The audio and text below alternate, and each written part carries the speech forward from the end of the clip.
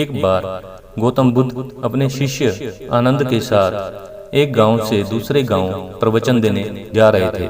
गर्मी का दिन था, धूप कड़ाके की थी।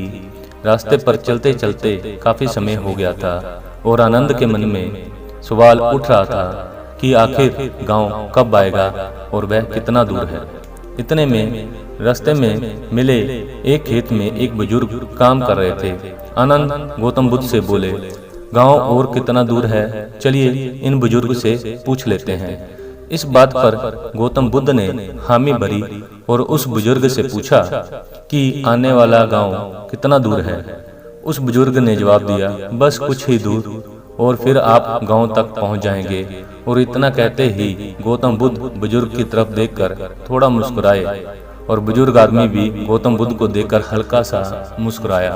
पर यह बात आनंद को कुछ हजम नहीं हुई। वह समझ ही नहीं पाया कि उनके मुस्कुराने का कारण क्या है। बस फिर वह दोनों आगे बढ़ गए और उतनी ही दूरी फिर से तय करने के बाद रास्ते में आनंद के मन में सवाल उठ रहा था कि उस खेत में काम कर रहे द्वारा बताए गए रास्ते के मुताबिक तो हम गांव पहुंच जाते, पर ऐसा नहीं हुआ। और कुछ दूर आगे बढ़ने पर उन्हें एक महात्मा मिला। आनंद ने उन महात्मा से फिर वही सवाल पूछा कि आगे आने वाला गांव और कितनी दूर है। महात्मा ने कहा, बस 2 से 4 किलोमीटर ही दूर है। इतना सुनने के बाद आनंद ने सोचा, अब तो बस पहुंच ही गए हैं। और फिर एक बार भगवान बुद्ध ने राह पर मिले महात्मा को देखकर थोड़ा सा हंसे और महात्मा भी भगवान बुद्ध को देखकर थोड़ा हंसे।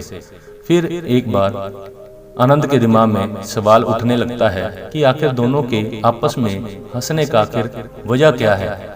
और ठीक वैसे ही राह में मिली बूढ़ी अम्मा के साथ भी वार्ता ऐसे ही हुई। अब आनंद के सबर का बांध टूटने लगा और कुछ दूर जाकर आनंद ने अपने कंधे पर उठाए सामान को जमीन पर पटकते हुए कहा, हे भगवान बुद्ध, वैसे तो आप कहते हैं कि बेवजह सवाल करना सही नहीं होता, पर फिर भी मेरे मन को एक सवाल काफी समय से खाया जा रहा है कि हम जिससे भी रास्ता पूछ रहे हैं वह हमें बस थोड़ी दूर कहकर आगे बढ़ जा रहा है और आप कभी उन्हें देखकर मुस्कुराते तो कभी उन्हें देखकर हंसते हैं। इस चीज को कृपया मुझे समझाइए।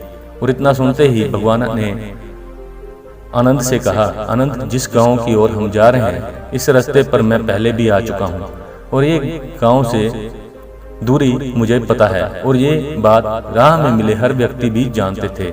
बस इसलिए मैं उन्हें देखकर मुस्कुराता और वो मुझे देखकर मुस्कुराते। जिस तरह हम लोगों को उनके लक्ष्य प्राप्ति के लिए उन्हें उपदेश देते हैं और उन्हें अपने जीवन पथ पर सफलता हेतु निरंतर चलने को प्रेरित करते हैं, बिल्कुल राह में मिले हर एक व्यक्ति हमें हमारे कार्य पथ पर हमारे मंजिल की ओर निरंतर बढ़ते रहने का उपदेश और देते गया है।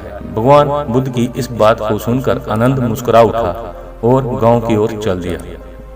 जैसे कि कहानी में भगवान बुद्ध और आनंद को कई लोग मिले जो उन्हें उनके मार्ग में जाने के लिए प्रेरित किए, बिल्कुल हमें भी हमारे जीवन में आगे जाने के लिए कई तरह से प्रेरणाएं मिलती हैं और हमें उसे सहृदय स्वीकार कर हमेशा आगे बढ़ना होता है।